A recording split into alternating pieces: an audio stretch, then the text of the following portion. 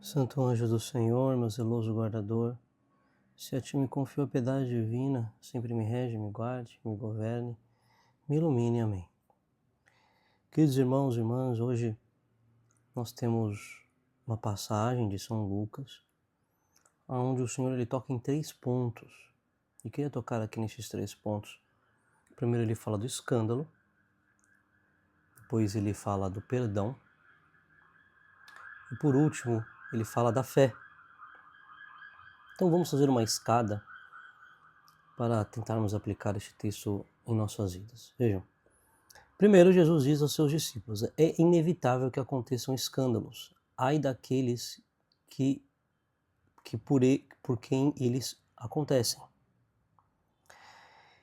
Bem, Jesus ele não está sendo uma pessoa pessimista, mas ele está sendo realista.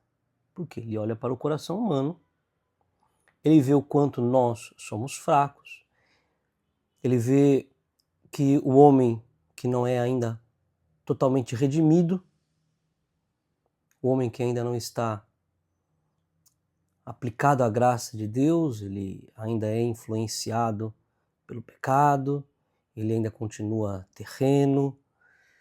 Então, ainda nele o bem e o mal se entrelaçam. E por isso que ele diz, é inevitável. É inevitável, não porque o escândalo seja necessário, mas é porque o nosso coração ferido pelo pecado sempre cai em tentações e quedas. Mas Jesus ele diz, ai daqueles, e aqui ele solta aquele famoso ai, né? Ai daqueles por quem eles acontecem. Aqui o Senhor ele desloca a atenção do mundo para o discípulo, porque quem é capaz de dar escândalo senão aquele que conhece a verdade? Aquele que é o discípulo. Então ele está dizendo diretamente para os discípulos, é para nós. O escândalo vem daqueles que sabem a verdade, daqueles que conhecem, daqueles que deveriam ser testemunho e fazem o contrário, e dão contra-testemunho. Bem, essa é uma afirmação muito forte, porque ele coloca sobre nós uma responsabilidade espiritual. Cada gesto, cada palavra, a omissão, o comportamento, tudo pode ser uma ponte para Deus ou um tropeço para o outro. A palavra, o termo escândalo, né, no grego, ele representa, vem da palavra escândalo, que representa literalmente assim, pedra de tropeço, armadilha, como se fosse algo que faz o outro cair. E Jesus ele fala aqui com tanta gravidade porque a alma humana é frágil. E um simples mau exemplo, vindo de quem aquele que deveria ser uma admiração, pode abalar uma fé daquela pessoa que está nascendo para a fé. Então, é aqui que Jesus ele diz, melhor seria que lhe amarrassem ao pescoço uma pedra de moinho e o lançassem ao mar do que escandalizar um só desses pequeninos. É uma imagem dura. É uma imagem dura. Ele usa essa imagem não por crueldade, mas porque ele quer mostrar a seriedade espiritual do escândalo. O escândalo ele é comparado a uma morte espiritual. Quem causa o escândalo arrasta consigo a fé dos outros. É como se dissesse, melhor morrer fisicamente do que matar a fé de alguém. Os pequeninos, não está se referindo aqui a crianças, mas aqueles que têm a fé frágil, a fé simples, a fé nascente. E é justamente esta fé que o Senhor mais protege. Por isso o escândalo é tão destrutivo, porque ele quebra o elo de confiança entre a alma e Deus. Então, depois da advertência contra o escândalo, Jesus volta o olhar para dentro e diz, tende cuidado de vós mesmos. Porque O perigo maior não está fora, mas no coração do próprio discípulo.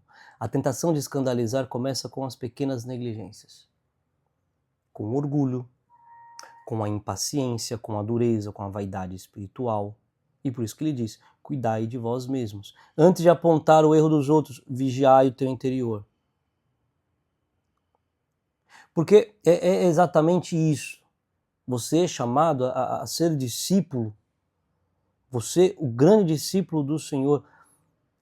É para você, a tua frieza pode afastar os seus irmãos. As tuas palavras, a tua grosseria, a tua impaciência, os teus maus gestos podem afastar o teu irmão. Então, aquele que emenda o teu caminho no caminho do Senhor, ele assume para si uma responsabilidade. E aqui também o Senhor ele já insinua o tema do perdão.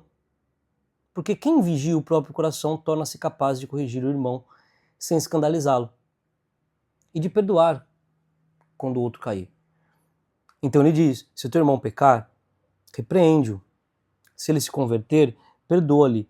E aqui Jesus ele mostra o caminho oposto ao escândalo. Enquanto o escândalo faz o outro cair, o perdão ajuda o outro a se levantar. Só que existe aqui uma ordem, né? Nosso Senhor ele coloca: repreende-o, ou seja, corrige-o com caridade. Isto tem que estar muito claro para nós, porque não é apontar o erro dos outros, né? Mas é saber que nós somos pecadores e que nós precisamos mudar de vida, que nós precisamos afastar de nós todo e qualquer erro. Devemos nos ajudar contra os pecados, exatamente para que nós não caiamos. Mas isso primeiro entre nós católicos, afastar de nós todo e qualquer erro. Não é falar mal da pessoa, não é acusar a pessoa, mas matar o pecado em nós. Depois ele diz, segundo passo, se ele se converter, ou seja, espera o arrependimento sincero. Então, repreende-o, se ele se converter, perdoa-lhe. Ou seja, reconcilia-te e recomeça. É esse o processo da misericórdia autêntica, que não é permissiva, mas ela é transformadora. Jesus ele não diz assim, ignora o pecado do irmão, mas ele diz, corrige-o para que ele volte a viver na verdade. E se ele voltar, perdoa, porque Deus também o perdoou. Depois Nosso Senhor diz, né, se pecar contra ti 7 vezes num dia, e 7 vezes vier a ti dizendo, estou arrependido, tu lhe perdoarás. Aqui o Senhor ele eleva o perdão a outro patamar, ao patamar da misericórdia, ao patamar do infinito, porque 7 é o número da plenitude. Representa o sempre. É a ideia, nunca te canses de perdoar quem sinceramente quer recomeçar. Jesus não está falando apenas de contar até 7, ele está dizendo que o perdão não se mede pelo número de ofensas, mas de profundidade, é pela profundidade da graça que recebe, que você recebeu. Você foi muito perdoado. Quem foi muito perdoado por Deus, aprende a perdoar muito. Este versículo, na verdade, ele revela a imitação do coração do Pai. É Deus quem, em cada confissão, acolhe um pecador que caiu pela 7ª vez no mesmo dia. É Deus que o levanta com paciência. O discípulo de Cristo deve ser este espelho deste amor incansável.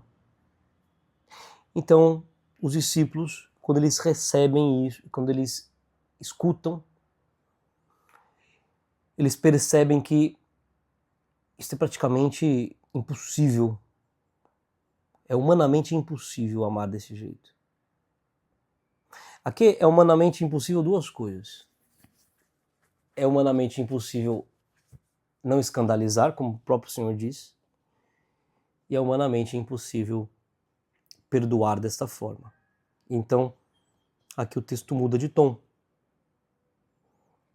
Os apóstolos dizem ao Senhor, aumenta-nos a fé. Por quê? Porque eles entendem perfeitamente que sem fé não há como deixar de escandalizar. Sem fé não há como perdoar tantas vezes. E por isso eles pedem, aumenta-nos a fé. É como se dissessem assim ao Senhor, Senhor, este modo de amar ultrapassa as nossas forças, nós precisamos que Tu nos dê um coração novo. Essa súplica é uma súplica muito linda, porque ele mostra a humildade dos discípulos. Eles não tentam fugir, né, da obrigação de fazer aquilo que o Senhor está pedindo, mas eles conseguem, eles reconhecem que eles não conseguem sozinhos. Eles reconhecem que o amor cristão só é possível pela fé viva, pela presença ativa do Espírito Santo dentro deles. E o Senhor responde, olha, se vocês tiverem uma fé pequena como um grão de mostarda, direis a esta moreira, arranca-te daqui, planta-te no mar, e ela vos obedeceria. E Jesus aqui ele não está falando de mais fé, de quantidade, mas de fé verdadeira. A questão aqui não é quantidade, mas de qualidade. Porque o grão de mostarda é minúsculo, mas contém a vida real. É o poder de crescer e transformar-se numa árvore.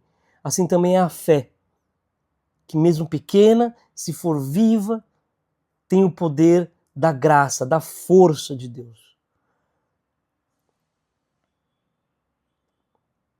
E já meditamos isso, se não me engano, no domingo, né? Este mesmo trecho. Arranca-te daqui, planta-te no mar. Isso é uma coisa impossível. As raízes da moreira é profunda. Outra coisa, como vamos plantar algo dentro do mar? Aqui nós podemos ter uma imagem perfeita do pecado enraizado, né? É como se Nosso Senhor estivesse dizendo assim, olha, o pecado está tão enraizado como esta amoreira. Né? A amoreira ela é conhecida por essas raízes profundas, difíceis de arrancar. Então, é uma imagem, de fato, desse pecado enraizado, do ressentimento, da falta de perdão. Então, é como se fosse... São duas coisas impossíveis. Né? Arrancar é como se fosse impossível. Impossível não, difícil. Arrancar a amoreira e plantá-la no mar. Ou seja, como é difícil, né, perdoar, como é difícil arrancar o ressentimento, como é difícil dar perdão. E Jesus ele está dizendo, olha, se vocês tiverem esta fé viva, vocês conseguem arrancar do coração até as raízes mais profundas do mal e lançá-las no mar do amor de Deus. Bem, que nós possamos, mesmo sabendo que às vezes escandalizamos por nossos maus atos, por nossos pecados, quando o escândalo nasce, não deixemos ele criar raízes em nós. Vamos partir pelo perdão, que é o gesto de arrancar essas raízes, não deixar que elas cresçam no coração, pedindo a Deus a graça, a força da fé viva, que vai tornando este movimento possível. Que nosso Senhor ele possa nos dar tamanha graça. Peça ao Senhor. Peça ao Senhor, para que nós possamos sair vitoriosos. Louvado seja nosso Senhor Jesus Cristo, para sempre seja louvado.